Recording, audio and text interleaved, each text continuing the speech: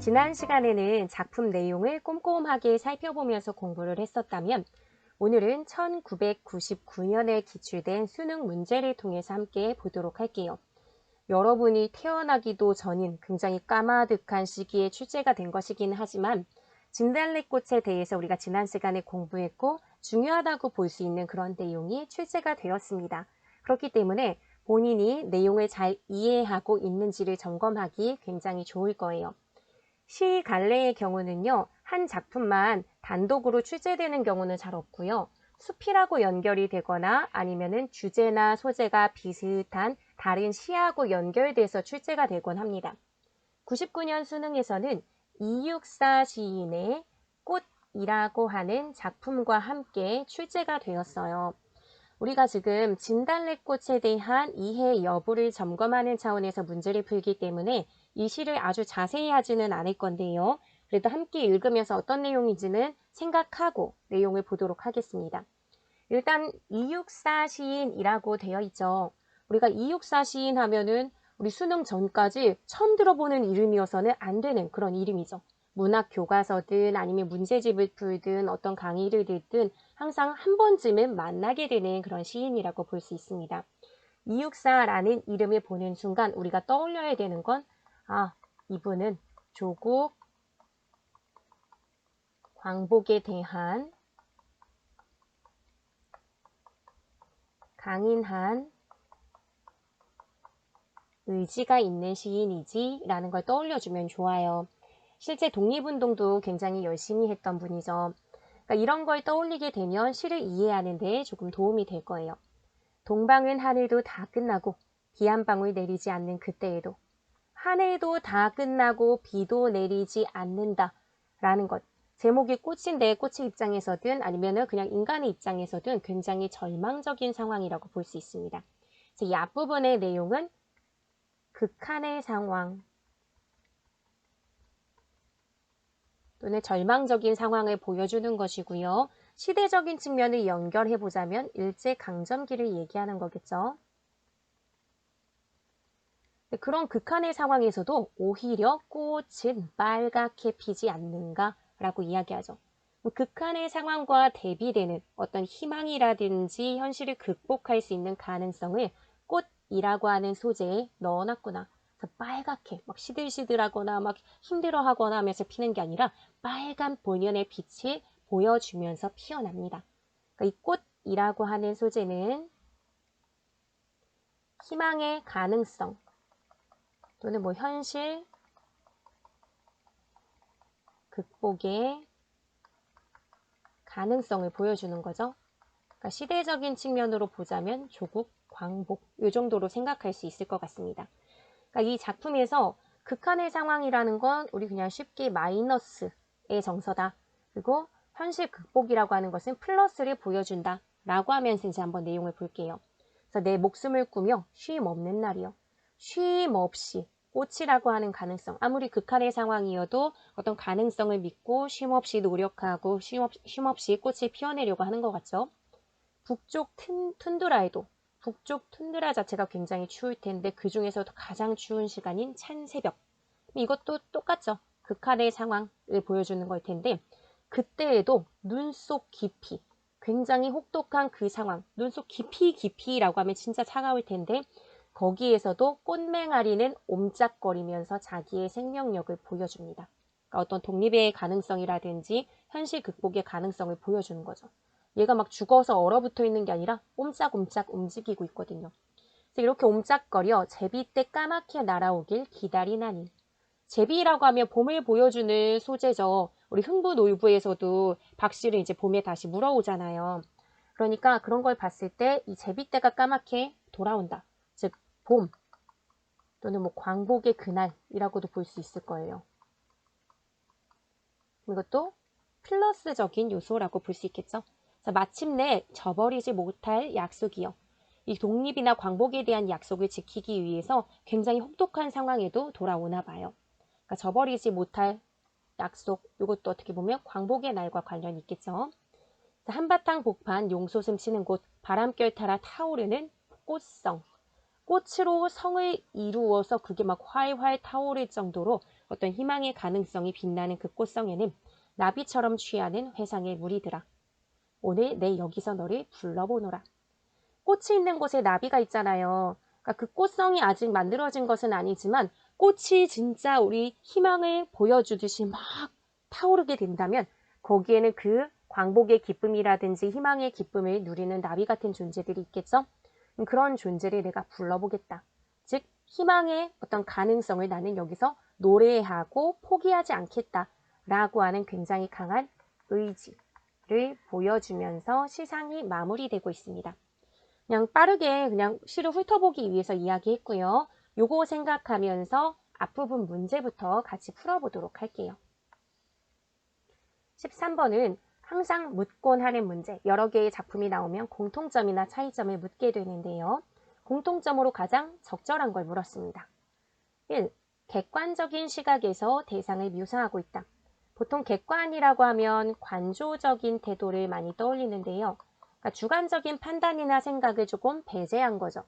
그러면 가시하고 나시를 생각할 때 자신의 생각을 배제한 것 있나요? 없죠. 가시 같은 경우에도 임을 잃은 어떤 임과 이별하게 되는 거기에 대한 슬픔이라든지 그럼에도 불구하고 이미 떠나신다면 보내드린다든지 하는 자신의 생각이 잘 드러났기 때문에 해당이 안 되고요. 나시 같은 경우에도 진짜 극한의 상황에서도 꽃은 피지 않느냐. 그러니까 나는 그런 것을 기다리겠다 하는 강한 의지적인 태도를 보이잖아요. 그러니까 이런 부분이 객관적인 시각에서 묘사하는 부분이 없습니다. 2번 자신의 삶을 되돌아보면서 반성하고 있다. 우리 가, 나, 시 모두 이전 삶이 어땠는지 나와 있지 않고요. 그러니까 반성도 뒤따르지 않죠. 3번째, 과거 시제를 사용하여 생동감을 느끼게 하고 있다. 우리 시제를 알려면 종결 표현을 보면 돼요. 나고기가 역겨워 가실 때에는 우리 진달래꽃 같은 경우에는 이별의 상황을 가정한 거였잖아요. 그러니까 굳이 시제를 보자면 미래예요. 들이 오리다. 그러니까 말없이 보내드릴 거예요 하는 거예요. 그러니까 다 미래예요. 그러니까 가에는 해당이 안 되죠. 그렇다면은 나에는 해당이 되나 한번 살펴보도록 할게요. 나 작품은 이육사의 꽃이죠. 동방은 하늘도 다 끝나고 비 한 방울 내리지 않는 그때에도 오히려 꽃은 빨갛게 피지 않는가. 옴짝거려 기다리나니 이런 것들 다 무슨 시제예요? 현재 시제가 사용됐다라고 볼 수 있겠죠. 그러니까 둘 다 과거 시제는 없어요. 하나는 미래고 하나는 현재 시제였죠. 3번 틀렸고요. 4번 자신이 처한 현실에 대한 대응 방식. 그러면은 우리 시를 통해서 화자가 어떤 상황에 처했는지 그 상황을 알 수 있어야 되고요. 그리고 거기에 대한 반응을 볼 수 있어야 돼요. 가시의 경우는 상황이 이별이에요. 근데 거기에 이별의 상황에서 말없이 보내준다, 꽃을 뿌린다 라고 했으니까 대응 방식 있고요. 그러면은 264의 꽃. 한 해도 다 끝나고 비 한 방울도 내리지 않는 극한의 상황.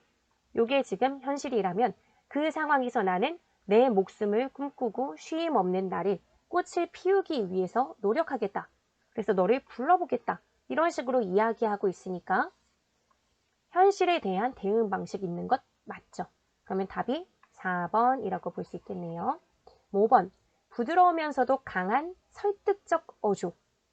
설득, 누군가의 마음을 돌려놓으려고 하는 그런 생각? 가에도 없고요. 나는 헷갈릴 수도 있지만 좀 부드럽고 강한 느낌은 있어요. 하지만 자기 스스로의 의지를 다지는 것이 여기에서 누군가를 설득하려는 부분은 없습니다. 그래서 답은 4번이라고 볼 수 있어요. 그러면 14번으로 넘어갈게요. 가나의 꽃에 대한 해석으로 가장 적절한 것은 이거는 시어의 상징적 의미를 잘 알고 있는지 확인하는 문제죠. 어떻게 보면 전체적인 주제의식이나 핵심 생각을 잘 이해하는지 확인하는 문제라고 볼 수도 있습니다. 1번, 가에는 꽃을 임과 동일시하고 있는 그런 내용이 있다 라고 하죠. 임과 동일시였나요? 진달래꽃의 경우는 누구와 동일시였어요? 화자와 동일시해서 화자의 분신이다 라고 얘기했었잖아요. 그리고 틀렸죠. 1번 틀렸고요. 2번, 가에서는 꽃의 외면적인 속성을 강조한다. 외면적인 속성이 강조되었다면 우리는 이 시를 통해서 꽃의 겉모습이 어떤지 그려질 수 있도록 해야 돼요. 우리 이 진달래꽃을 보면서 우리의 그냥 상식선에서 진달래꽃은 약간 붉은빛, 핑크핑크한 걸 거야 라고 생각을 했을 뿐이지 그 모습이 어떤지 전혀 묘사되어 있지 않습니다. 외면적인 속성이 강조되어 있지 않은 거죠. 오히려 꽃에 포함이 되어 있는 나의 사랑이라든지 이런 것을 느끼게끔 해주는 시였어요. 2번은 틀렸고요. 3번, 꽃은 사랑이 없는 세상을 의미한다. 우리 꽃이라는 걸 지난 시간에 뭐라고 했었죠? 화자의 사랑과 정성을 의미한다고 했죠. 나를 떠나는데도 불구하고 그 임을 향해서 꽃을 뿌려주겠다. 그것도 영변의 약산, 최상급의 그런 꽃을 뿌려주겠다 했으니까 사랑의 결정판이에요. 찐 사랑을 보여주는 소재라고 했잖아요. 이거 진짜 완전히 엉뚱한 말이라고 볼 수 있습니다. 그러니까 이 부분에서는 중심 소재인 진달래꽃이라는 소재를 잘 파악하고 있는지 물었어요. 여긴 답이 없었네요. 4번에 보면 이육사의 꽃에서 꽃은 인간이 유한한 존재임을 드러낸다. 유한한 존재임을 드러낸다는 것 자체가 한계가 있는 거고 좀 마이너스적인 거잖아요. 근데 이육사의 꽃에서는 굉장히 극한의 상황에서도 포기하지 않고 빨갛게 피어나는 그 강한 생명력, 강인한 존재, 그래서 쉼 없이 피어날 수 있는 그런 존재, 막 불타오르는 것 같은 그런 존재란 말이에요. 그러니까 전혀 아니죠. 남은 게 5번일 텐데 나에서 꽃은 극한 상황을 극복하려는 의지의 표상. 당연히 5번이겠죠. 우리 지금 보면은 극한의 상황에서 그 상황에서 희망을 노래하는 것이라고 얘기했으니까 전체적인 주제의식을 잘 이해했다면 쉽게 답을 고를 수 있는 문제였습니다. 15번이요. 가시의 3년은 처음 발표됐을 때 보기와 같았다. 고쳐쓰기를 통해 얻은 시적 효과를 가장 적절하게 평한 것은 3년 여기죠. 가시는 걸음걸음 놓인 그 꽃을 사뿐히 지려밟고 가시옵소서. 그게 예전에 처음 나왔을 때는 가시는 발걸음마다 뿌려놓은 그 꽃을 고히나 지려밟고 가시옵소서 이렇게 했었대요. 우리가 문제를 풀다가 좀 헷갈리지 말아야 되는 건 뭐냐면 가시의 3년이 처음 발표됐을 때 보기와 같았고 고쳐쓰기를 통해 얻은 시적 효과를 물어봤어요. 고쳐쓰기를 한 결과물이 가잖아요. 우리가 문제 풀다가 긴장을 하게 되면은 지금 이 문제에서는 가에 해당하는 효과를 찾아봐라 라고 하는 건데 긴장하면 보기 내용을 찾거나 하는 실수를 범할 수 있어요. 그러니까 이 경우는요. 우리가 문제를 풀다가 고쳐쓰기를 통해 얻은 시적 효과니까 가를 찾아야 해 라고 하면서 가를 크게 써놓는 게 좋을 것 같아요. 그래서 가의 효과를 찾는 거죠. 1. 어휘를 바꾸니 시적 대상이 바뀌었군. 보기에서의 시적 대상도 인이고요. 그리고 보기에서도 시적 대상은 인이죠. 그러니까 어휘를 바꾼다고 대상이 바뀌진 않았어요. 그리고 피동 표현에 첨가하니 화자가 바뀌었어. 그럼 가의 피동 표현이 첨가됐는지를 일단 보는 거예요. 가에 보면은 가시는 걸음걸음 놓인 그 꽃이 놓여져 있는 상태를 밟는 거니까 지금 피동 표현을 쓴 거는 맞아요. 피동 표현이 첨가된 건 맞는데 화자가 바뀌나요? 화자는 나 자신인 게 그대로죠. 그러니까 화자가 바뀌진 않았어요. 이 뒷부분이 틀렸고요. 세 번째, 시행의 길이를 줄여서 시행의 길이를 줄인 게 맞는지 한번 본다면 시행의 길이가 조금 더 짧아진 부분이 있어요. 뿌려놓은 그 꽃을 이게 놓인 그 꽃을 이라고 했으니까 시행의 길이가 조금 더 짧아지긴 했네 하면서 줄여서는 맞아. 근데 고독의 의미가 강조가 됐는지 여기서는 고독함보다는 막 슬픔이라든지 내가 막 아픈 마음은 있지만 그래도 잘 가세요 하는 그런 감정이 있기 때문에 이 보기에서도 고독의 의미는 없고요. 그리고 가에서도 고독의 의미가 잘 드러났다라고 보기는 어렵습니다. 그러니까 3번도 아니고요. 4번 심상을 다양화하여 심상하면 뭐 시각적 심상, 촉각적 심상, 미각적 심상 이런 건데요. 그게 더 다양화되지는 않았죠. 여기서는 보기에서도 좀 시각적인 게 드러나는 편이고 이 가에서도 시각적인 게 드러나지 그 외에 뭐 촉각이나 미각이나 이런 게 동원되어 있지는 않아요. 심상을 다양화하지도 않았고요. 자연친화? 이게 뭔 말입니까? 자연친화가 아니라 진달래꽃, 꽃이라는 소재를 가지고 있기는 하지만 자연의 소재이긴 하지만 내가 갖고 있는 이별한 안타까움이나 슬픔을 드러내는데 주목을 한 거지 자연 친화는 얘기하고 있지 않아요. 남은 게 지금 5번인데요. 그럼 5번이 맞는지 확인해 볼게요. 시어를 바꾸고 글자 수를 조절해. 맞죠? 시어 바뀌었고요. 발걸음마다 이걸 걸음걸음 이렇게 얘기했으니까. 그 글자도 좀 짧아졌었죠. 이게 운율상 배려를 했군. 걸음걸음 하면서 운율상 배려도 했고요. 여기 보면 가시는 걸음걸음 놓인 그 꽃을 하면서 놓인 그 꽃을 이렇게 짧게 가면서 운율이 더 잘 느껴지는 면이 존재하죠. 그 답이 5번 맞구나라고 생각하시면 될 것 같습니다. 그럼 그 다음 문제로 넘어갈게요. 16번 나에서 시행의 함축적 의미가 다른 것은 여기 지금 보면은 동방은 한 해도 다 끝나고 좀 절망적인 상황으로 극한의 상황을 보여준다고 했던 마이너스적인 느낌이 있는 부분이었습니다. 그런데 이번에 보면 꽃은 빨갛게 피지 않는가 하면서 꽃의 어떤 생명력이나 희망의 가능성을 보여주는 플러스적인 거였고요. 눈 속 깊이 꽃맹아리가 옴짝거려. 꽃맹아리가 시련이나 이런 상황에도 불구하고 그 가능성, 생명의 가능성을 보여주는 거였죠. 이것도 어떤 희망의 가능성, 현실 극복의 가능성을 보여줬습니다. 제비때 까맣게 날아온다. 이게 봄을 상징하는 것으로 이것도 현실 극복의 가능성이었고요. 바람결 따라 타오르는 꽃성. 꽃이 막 한두 송이가 아니라 성을 이룰 정도로 현실이 극복이 되고 희망으로 막 불타오르는 그 모습을 보여줬었죠. 이렇게 본다면 색깔이 좀 다른 그런 시행이 있어요. 바로 1번이죠. 나머지는 다 좀 긍정적인 극복의 상황을 얘기한다면 지금 여기는 어떤 극한, 문제적인 상황을 보여주고 있으니까요. 17번으로 넘어갈게요.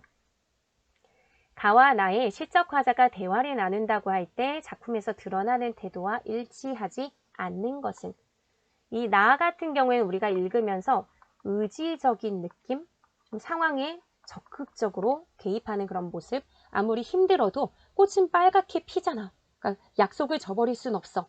그러니까 내가 여기서 그 약속을 지킬 수 있는 꽃성이 이루어지는 그날을 위해서 내가 여기서 부를 거야 하는 그런 적극적인 모습, 강인한 모습 이런 걸 보이고 있습니다. 그 진달래꽃이 지난 시간에 봤지만 좀 이별의 상황에 대해서 체념을 하거나 다소 좀 소극적인 그런 모습을 보였었죠.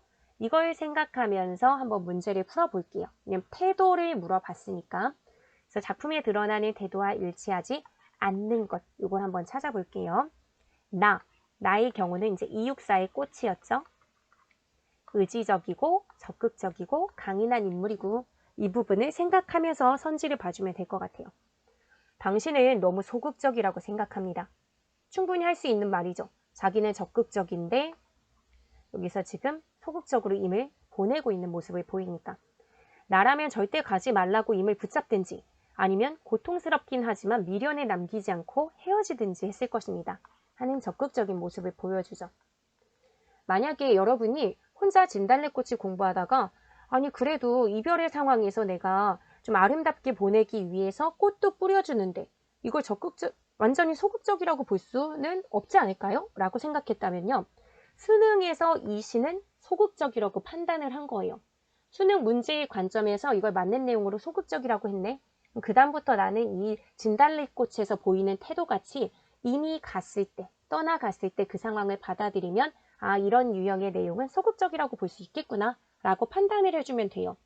이런 뭐 동일한 만약에 선지가 또 수능에 진달래꽃으로 동일하게 나오진 않겠지만 만약에 그랬을 때 여러분은 소극적이라는 태도에 의심을 갖지 않고 봐줘도 될 것 같습니다.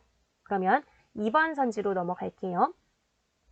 이제 김소월 또는 진달래꽃의 화자가 얘기하는 거죠. 떠나는 임에게 꽃을 뿌린다는 것도 소중한 사랑의 표현이라고 생각합니다. 맞죠? 우리 저번에 산화공덕 이런 것도 얘기했었는데 나를 버리고 떠나지만 그 앞길에 최상품의 진달래꽃을 뿌려주니까 당연히 사랑의 표현이라고 생각할 수 있죠. 그래서 슬프면서도 그것을 안으로 사귀며 인내하는 것. 그래서 우리 인고라고 하는 걸 지난 시간에 얘기했었어요. 그래서 우리 여인들의 전통적인 정서가 아니던가요? 라고 얘기하죠. 전통의 계승을 이야기하면서 여인들의 한의 정서, 이별에서 느끼는 슬픔 이런 것을 이어받았다. 그래서 고려가요의 가시리와 유사하다라고 했던 걸 떠올려주면 좋을 것 같습니다. 수능선지에서 이렇게 우리 전통을 계승할 때 우리 여인들이 가지고 있을 수 있는 그런 슬픔, 안으로 사귀면서 인고하고 좀 한을 느낄 수 있는 그런 정서를 전통으로 보고 있는 게 맞구나 라고 확인해 주실 수 있을 것 같아요. 그러니까 2번도 맞는 내용이고요. 3번 선지. 그랬더니 이제 강인한 정설이 가지고 있는 화자가 얘기해요. 그런 태도에서 벗어나세요. 어차피 헤어질 수밖에 없는 상황이라면 굳은 마음으로 자신의 감정을 정리해야 합니다. 그러니까 극한의 상황 같은 거죠. 극한의 상황이 있다면 그 상황에서 슬픔에 빠져있기보다는 굳은 마음으로 정리하면서 극복해야 한다. 라는 관점이니까 264의 꽃에서 보여줬던 화자의 태도와 동일하죠. 3번도 맞는 내용이라고 볼 수 있어요. 4번. 이미 떠난다는 현실을 체념적으로 받아들일 수밖에 없으면서도 현실을 체념적으로 받아들인다 라는 거 맞죠? 왜냐하면 말없이 고이 보내드리겠다 라고 이야기했잖아요. 1년에서요. 그러니까 말없이 고이 보내드리우리다 라고 얘기했던 분에서 알 수 있어요. 그러면서 모든 상황을 하나의 감정으로만 정리하기 힘든 게 바로 인간이 아니던가요? 왜냐하면 보내면서도 미련이 남는다라고 얘기했으니까요. 이 부분도 저번 시간에 얘기했었죠. 3년에 보면은 사뿐히 들여밟고 가시옵소서 라고 얘기하는데 진달래꽃을 밟게 되면 이게 약간 짓이겨지면서 나의 어떤 사랑을 보여줬던 것을 이제 짓이기게 되면서 이거 네가 좀 미안함을 느껴라. 약간 죄책감이 느낀다면 돌아와라. 라는 의도도 깔려 있을 것이다. 라고 하면서 화자의 미련의 마음도 보여준다라고 했는데 그게 반영이 됐죠. 그러니까 이렇게 진짜 진달래꽃이라고 하는 것을 화자가 갖고 있는 미련을 반영하기도 했다라고 생각할 수 있구나. 수능에서도 이렇게 보고 있구나라고 확실하게 좀 잡으면 좋을 것 같아요. 그래서 모든 상황을 하나의 감정만으로 정리하기 힘든 게 바로 인간 아니던가요?